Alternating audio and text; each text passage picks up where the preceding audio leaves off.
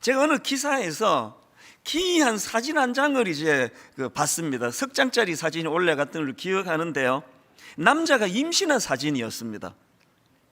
이 수염이 얼굴을 뒤덮은 그 남자가 이제 임신을 하고 그 아내가 이제 임신한 그 불룩한 배에다가 이제 귀를 대고 이런 건데, 그 사진을 제가 그대로 한번 보여드리려고 방송실에 부탁을 했습니다.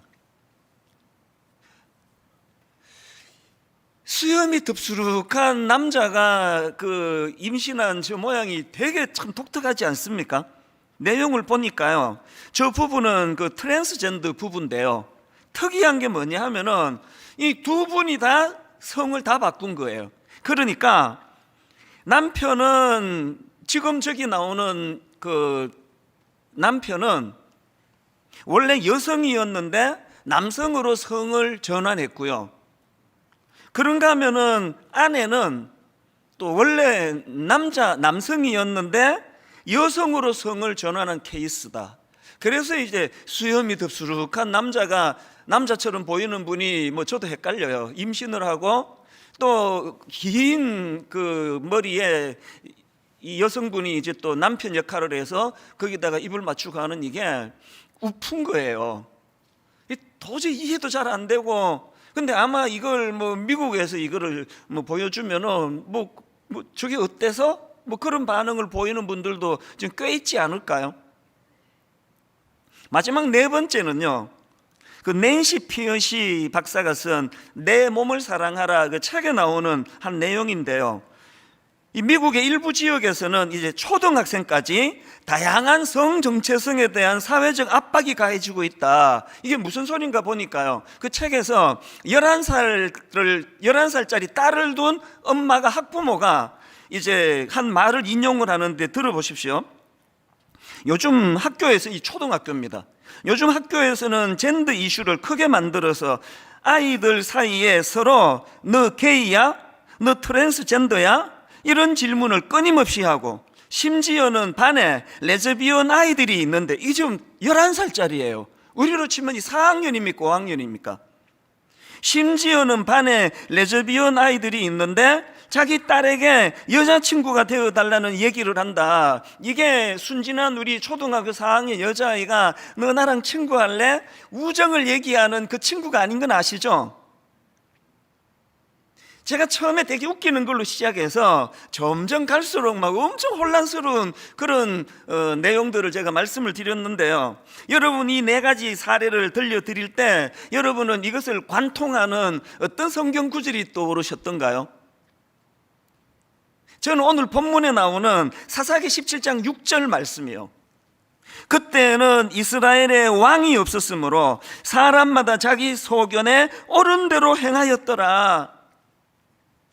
오늘 설교를 준비하다가 이 내용들이 떠올랐던 이유가 뭐냐 하니까, 여러분 지금 도저히 이해가 안 되는 그런 어떤 수염이 덥수룩한 남자가 임신을 한 그 모습도 너무 생소하고, 어떻게 11살짜리 그 학교 교실에서 이런 상상할 수 없는 이런 일들이 벌어지는 것도 이해가 되지 않는데요.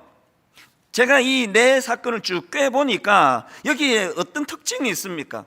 이 모든 일이 어떻게 해서 일어나느냐 하니까 첫 출발이 뭡니까? 삶의 기준이 없는 거예요. 아무리 개를 사랑해, 저도 개를 키우는 사람 아닙니까? 개 사랑하거든요.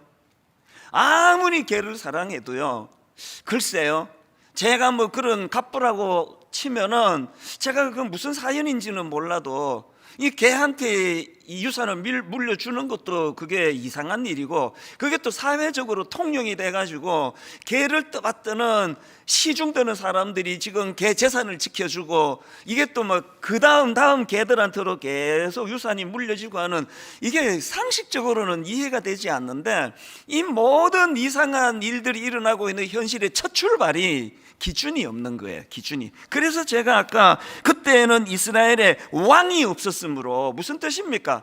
여호와 하나님이라는, 창조주 하나님이라는 기준이 있는 인생이라는 걸 설명할 때 제가 이 말씀을 사용하는 거 아닙니까?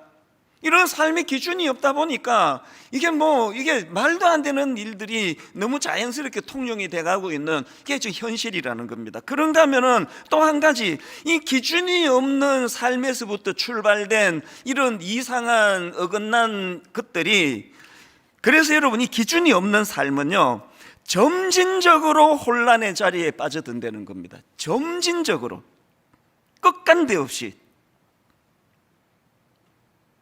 미국에서 처음에 그 차별금지법이라는 것을 만들 때 얼마나 좋은 동기였겠습니까? 어떤 경우라도 누구라도 소수에 대하여 차별하면 안 된다, 그렇게 시작한 차별금지법이 나중에 여러분 초등학교 4학년 5학년 교실에서 이런 이해가 안 되는 일들이 일어나는 쪽으로 흘러갈 줄 누가 알았겠냐고요. 제가 지금 우리나라에서 추진하고 있는 이 차별금지법을 두려워하고 있는 게 바로 이런 내용들입니다. 이것이 좋은 뜻으로 시작을 했는데 점점 끝간데 없는 거라서, 그래서 여러분, 저나 여러분의 자녀들이, 내가 분명히 아들을 길렀는데 그 아이가 배가 불룩해 있는 이런 모습으로 나타난다는 거, 누가 그거를 상상을 하겠냐고요. 제가 두려운 게 이겁니다. 기준이 없는, 하나님 없는 인생은요, 이것이 끝까지, 종종 말씀드리잖아요. 아무리 비바람이 몰아쳐도 우리가 부산의 해운대 같은데 안심하고 갈 수 있는 거, 동해에 안심하고 갈 수 있는 거, 아무리 파도가 몰아쳐도 바다는 여기 이상으로 건너오지 않는다는 안전함이 있기 때문에 우리가 바닷가를 가는 거 아닙니까? 그거를 넘어버리는 게 그게 쓰나미 아닙니까? 오늘 아무리 봐도 우리가 살고 있는 이 시대는 전 세계적으로 잘 산다는, 똑똑하다는 유럽이나 미국일수록, 캐나다일수록, 호주, 우리같이 그렇게까지 선진국이 아닌 나라 사람들이 생각해도 이게 이해가 안 되는 그런 일들이 점점 통용되는, 이게 뭘까? 그게 하나님이라는 기준이 없는 인생은요, 끝이 없어서 그래요. 이 정도로도 끝내면 다행인데 이게 어디까지 갈지는 아무도 모르고, 저는 이런 면에서 AI, 인공지능을 저는 사실 두려워해요. 10년 전, 20년 전 영화에나 보던 나중에 그 로봇이 인간을 지배한다는 이런 일이 이게 진짜로 가능할 수도 있겠다는 두려움이 생기는 겁니다. 이걸 우리 개인의 삶에도 한번 적용해 보자는 거 아닙니까? 제가 오늘 본문 말씀을 이런 관점으로 좀 살펴보기를 원하는데요, 이 오늘 본문을 포함한 사사기서는 전체가 21장짜리 성경입니다. 그런데 이 사사기는 크게 두 파트예요.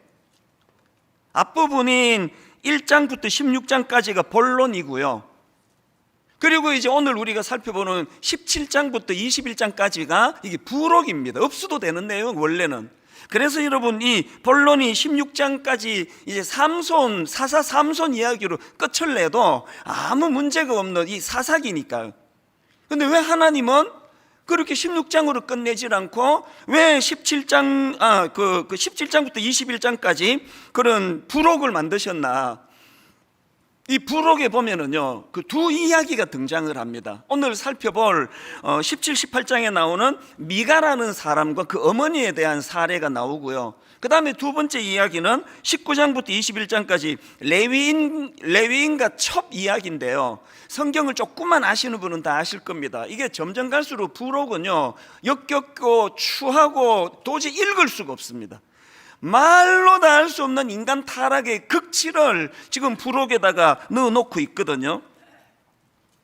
이런 생각해 보셨습니까? 하나님은 왜 본론만 내시고 16장으로 끝내시면 되는데 이 끔찍한 두 이야기를 담은 부록을 왜 만드셨을까? 여러분, 이거 아십니까? 그때에는 이스라엘의 왕이 없었으므로 사람마다 자기 소견에 옳은 대로 행하였더라. 이거 두 번 나오는 건 아시죠? 그리고 이게 사사기를 전체를 정리하는 핵심 말씀이라는 거 아시죠? 여러분, 이 두 이야기가 전부 부록에 나오는 이야기예요. 뭘 의미할까요? 하나님은 부록을 통해 저와 여러분에게 경고하세요. 기준이 없는 인생은, 그 마음에 여호와 하나님을 왕으로 모시지 않는 사람은 이런 끝까지 끝잔대 없는, 끝이 없는 타락의 자리로 갈 수밖에 없다. 이걸 우리에게 경고하시는 말씀입니다. 기준을 세우셔야 돼요. 결혼하셨습니까? 어제 결혼한 우리 신혼부부, 지금 내일 신혼여행을 가시는 분들이 있다고 할 때, 신혼여행 가서 뭐 구경 다니는 게 중요한 게 아니라 신혼여행 가서 제일 먼저 해야 되는 건 우리 가정의 기준을 세우는 거예요. 출산 계획이 있으십니까?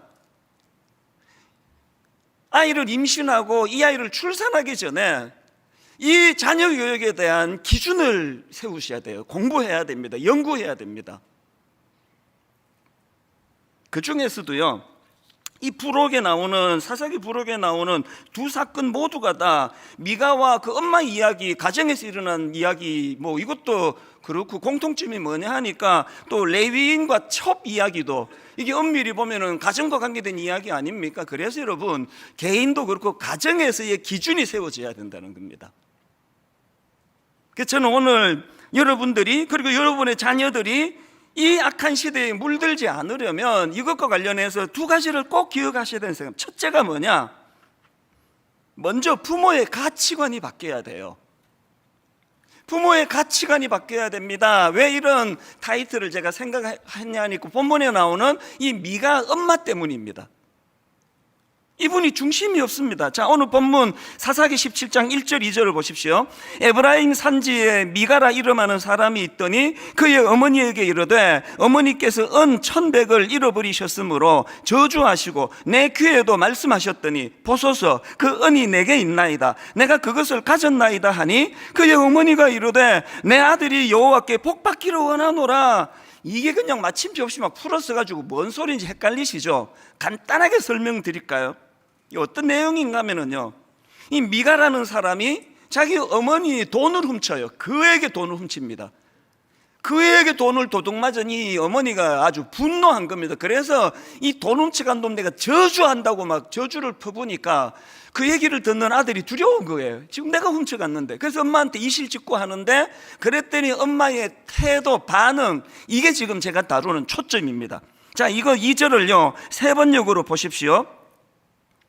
그가 어머니에게 말하였다. 누군가가 은 돈 1,100냥을 훔쳐갔을 때에 어머니는 그 훔친 사람을 저주하셨습니다. 나도 이 귀로 직접 들었습니다. 보십시오. 그 은돈이 여기 있습니다. 바로 내가 그것을 가져갔습니다. 그 다음 보세요. 그 어머니 태도를. 그러자 그의 어머니는 도리어 이렇게 말하였다. 얘야, 주님께서 너에게 복 주시기를 바란다. 자녀 교육에 기준이 없는 거예요. 저주를 내렸다가 그게 우리 아들이었어? 뭐 돈 훔치가면 어때? 주의 복이 임하기 원한다. 3절 하반절도 마찬가지입니다. 그 아들이 훔친 돈을 어머니한테 되돌려 드리니까 그 어머니가 하는 말이요 3절 하반절입니다. 내 손에서 이 은을 여호와께 거룩히 드리노라. 이것만 보면은 막 엄청난 믿음의 결단을 한 것 같은데요, 이게 3절 전체를 보면 이게 그런 내용이 아닙니다. 자, 3절을 전체를 보십시오. 미가가 은 1,100을 그의 어머니에게 도로 주매 그의 어머니가 이르되 내가 내 아들을 위하여 한 신상을 새기며 한 신상을 부어 만들기 위해 내 손에서 이 은을 여호와께 거룩히 드리노라. 하나님이 그렇게 싫어하시는 신상을 만드는 게 여호와를 위하는 거라고요. 기준이 없는 거예요.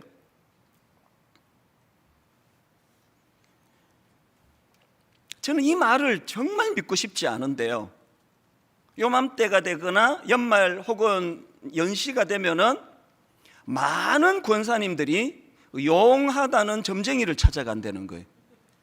용하다는 점쟁이가 또 그 얘기를 또 왜 하느냐, 그분이 가가지고 내가 권사입니다 또 그 얘기를 또 하나 봐요. 정말 안 믿고 싶습니다. 이 미가 어머니와 같은 중심이 없는 이런 신앙생활을 하고 있다는 거 아닙니까? 이름은 하나님께 영광이라고 하는데 실제적인 그 행위는 기준이 없다 보니까 하나님이 너무나 싫어하시는 그런 일들이 일어나는 거 아닙니까? 이게 이런 어머니의 태도가 왜 위험한가? 그 아들 미가에게 어떤 영향을 미치는지 보십시오. 자, 본문 4절 5절입니다. 미가가 그 은을 그의 어머니에게 도로 주었으므로 어머니가 그 은 200을 가져다 은장색에게 주어 한 신상을 새기고 한 신상을 부어 만들었더니, 그 다음 보세요. 그 신상이 미가의 집에 있더라. 그 사람 미가에게 신당이 있으므로 그가 에봇과 드라빔을 만들고, 에봇은 제사장이 입는 옷이라는 거 다 아시죠? 그리고 이게 드라빔은 우상이라는 거 다 아시잖아요. 그럼 어떻게 된 겁니까? 그 다음도 보세요. 한 아들을 세워 그의 제사장으로 삼았더라. 레위인도 아닌 자기 아들을 제사장으로 삼는 거 보세요. 지금 이 미가를 보니까요, 윤리적 도덕적인 것도 돈 필요하면은 그에게 어머니 돈 훔치는데 주저함이 없고, 내 복 받는 일이라면은 하나님이 싫어하거나 말거나 그냥 내 복 받는 일에 모든 걸 다 거는 거. 왜 이렇게 됐습니까? 부모의 기준이 없는 신앙 교육이 자녀를 이렇게 지금 만들어가고 있는 거 아니겠습니까?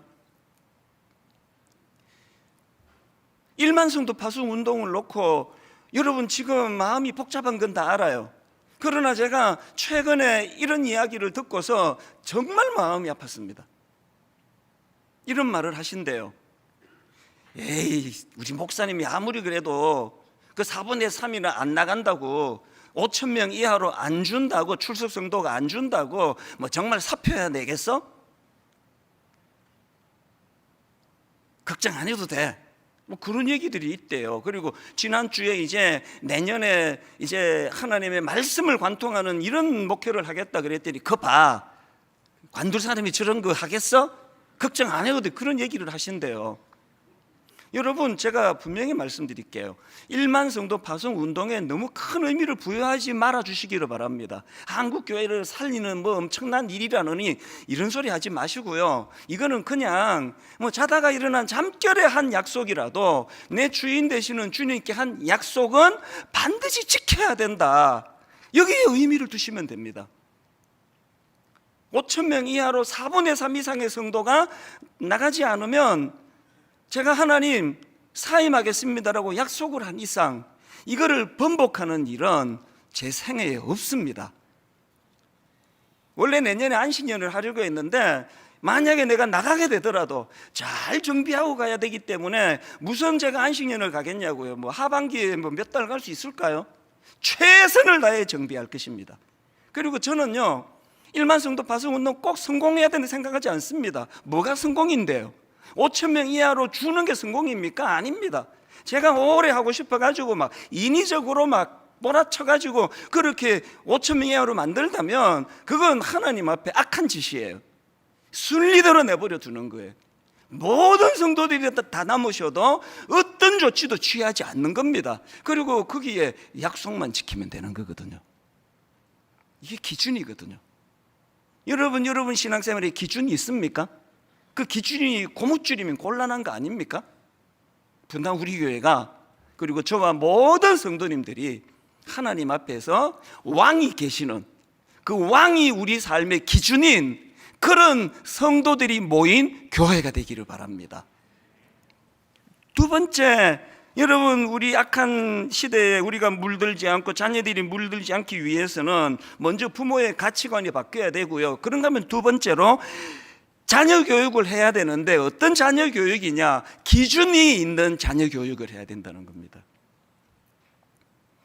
미가의 어머니 같은 자녀 교육 100번 해도 소용없습니다.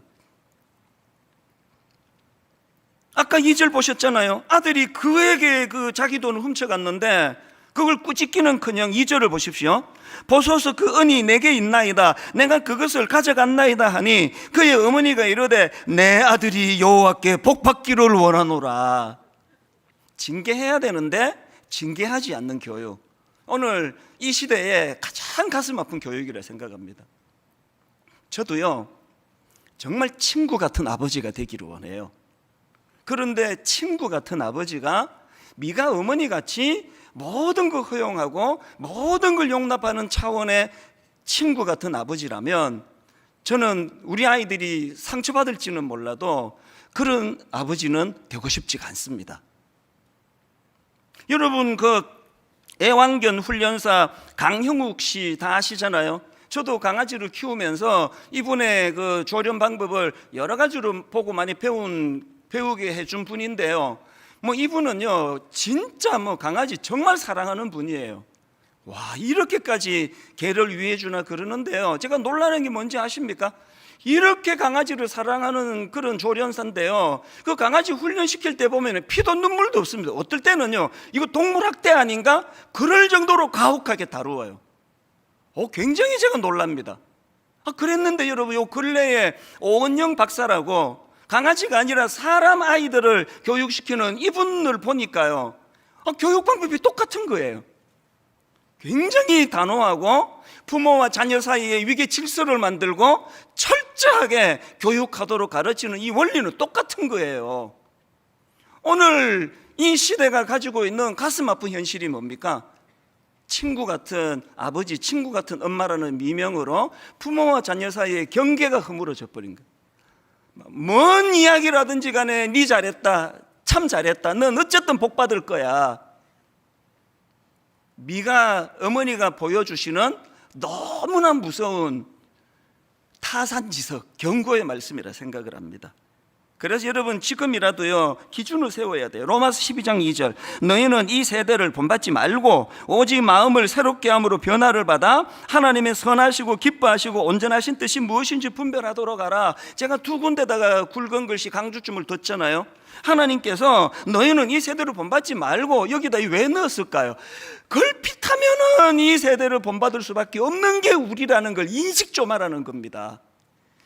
잘난 척하고 설교하고 떠들어대지만 내버려두면 이 시대를 본받는 목회를 할 수밖에 없는 게 저라는 걸 내 양심을 걸고 제가 너무 잘 알아요. 그래서 두려워하는 거 아닙니까?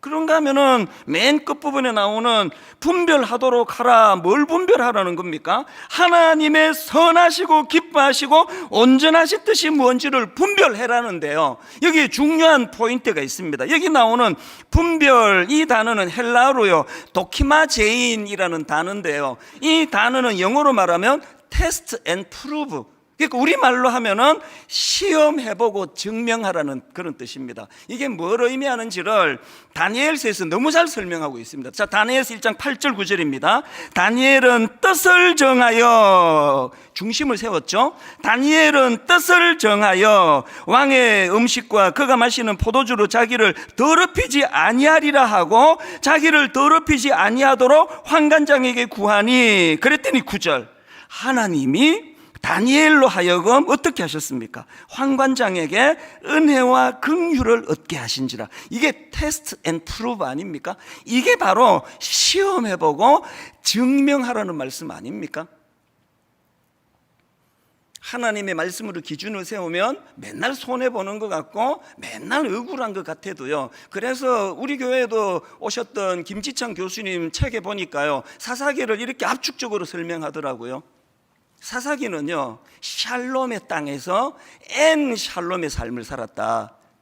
엔이라는 건 부정접두 같은 거 아니겠습니까? 그래서 하나님이 허락하신 샬롬, 그 평화의 땅에서 샬롬 없는 삶을 살았던 게 이스라엘 백성이라 그런다면 딱 오늘 이 시대 우리 아닙니까? 오늘 딱 이 시대 우리 아닙니까? 다 갖춘 것 같은데 엔 샬롬, 샬롬이 없어요. 이걸 테스트 해보라는 겁니다. 이 책 기억하십니까? 자세히 보시라고 화면으로도 좀 띄워달라 그랬습니다. 1년 반 전에요, 우리가 우리 자녀 성경적 성교육 시리즈, 이거를 이제 책을 정말 야심작으로 이거를 이제 번역서를 출간을 우리 연구소에서 했는데요, 두 가지 반응이 있었습니다. 부모님들한테는요, 이게 책만으로는 이 아이들 자녀 교육하는 게 너무 어렵다, 하기 힘들다, 그런 반응이 나왔고요. 또 하나는 한국 정서에 맞지 않는 부분이, 미국 책을 번역하다 보니까 정서에 맞지 않는 부분이 있어서 보완이 필요한 것 같다. 그래서 이제 눈물을 머금고 그때 판매를 중단했습니다. 막 판매가 불티나듯 판매되던 지점에서 이거를 중단하고요, 1년 반을 지금까지 실험을 했습니다. 1년 반을 어떻게 준비했느냐 하니까요, 이번에 그래서 나온 게 이 개정판이에요. 개정판을 만들고, 그리고 또 이 책과 관련한 워크북을 만들었습니다. 그래서 이제 그 예전에 책을 구입하신 분도 새 책 사시지 않으셔도 돼요. 워크북을 가지고 이제 함께 자녀들 교육하시는데 도움이 되도록 우리 어머니 아버지 참고하시라고 워크북을 이번에 총신대 기독교 교육학과 함영주 교수 팀과 분당 우리 교회 주일학교 교육자들이 수고를 많이 해서 워크북을 만들었고요. 그런가 하면 또 하나, 부모님들에게 도움을 드리기 위하여 미국에서 활동하시는 성교육 전문가십니다. 이진아 전도사님의 이 강의 동영상을 우리가 만들었습니다. 그래서 이제 이런 보완을 다 해가지고 한 1년 반을 정말 이 팀에서 너무나 고생, 저도 이것 때문에 부산에도 다녀오고 우리 팀도 부산을 뭐 한 번만 간 게 아닙니다. 이 책을 만든 규장 출판사에서요, 우리 이것 때문에 이제 막 이제 중단을 했기 때문에, 이게 그때 10권짜리 나이마다 이걸 다 만들어 놓으니까, 10권짜리 책을 만들어 놓으니까 출판사 입장에서 재고가 25,000여 부 남았는데 제작비만 계산해도 1억 2천만 원 이 손해를 본 거예요. 제가 감동을 받는 게요, 목사님, 돈 버는 게 목적이 아니라 반드시 좋은 책을 만들어내야 되는 거 아니겠습니까? 기꺼이 그거를 감수해 주셨어요. 그래서 이제 오늘 1년 반 만에 제가 여러분에게 정말 눈물로 호소하기를 원합니다. 여러분, 이 코로나19만 아니면요, 정말 마당에 책 이만큼 산더미처럼 쌓아놓고 강매하고 싶은 심정이에요. 왜? 이 책이 완벽해서가 아니에요. 여러분, 우리가 뭔가는 지금 꿈틀거려야 돼요. 아까 영상 아까 사진 보셨잖아요. 점점 지금 미국과 유럽을 닮아가는 이 우리나라 이 실정 속에서 자녀들을 어떻게 할 건가, 이제 우리 연구소가 방향을 이렇게 잡아가기 원합니다. 우리 부모를 도와주는, 우리 엄마들을 도와주는, 자녀 교육을 제대로 할 수 있도록 이제 우리 주일학교랑 연계해가지고 방학 동안에 우리 주일학교와 함께 부모교실을 만들 겁니다. 그리고 분당 우리 교회만이 아니라 진짜 대한민국의 많은 교회들이 이 자료를 마음껏 쓰시도록 모든 자료를 다 공개하고 있습니다. 공개하려고 합니다. 그리고 공개할 것입니다. 오늘의 결론을 저는 이렇게 맺기 원합니다. 성탄을 기다리는 사람들, 여러분, 성탄을 기다리는 사람들은요, 버스 기다리듯이 아무것도 안 하고 정류소에 앉아있는 사람들이 아닙니다. 성탄을 기다리는 사람들은 미가 어머니 같은 그런 부모가 되지 않기 위하여, 미가와 같은 자식이 되지 않기 위하여 이 땅에 오신 예수 그리스도를 내 삶의 기준으로 삼고, 그분을 기준으로 살아갈 때 손해보는 것 같아도 내 안에 하나님의 샬롬, 오늘 이 시대는 풍성하게 그지없는 넘치는 땅에서 엔 샬롬을 잃어버린 시대라면, 하나님 오늘 예수 믿는 우리 교회와 우리 가정과 우리 성도들에게는 샬롬이 넘치는 은혜가 있기를 원합니다.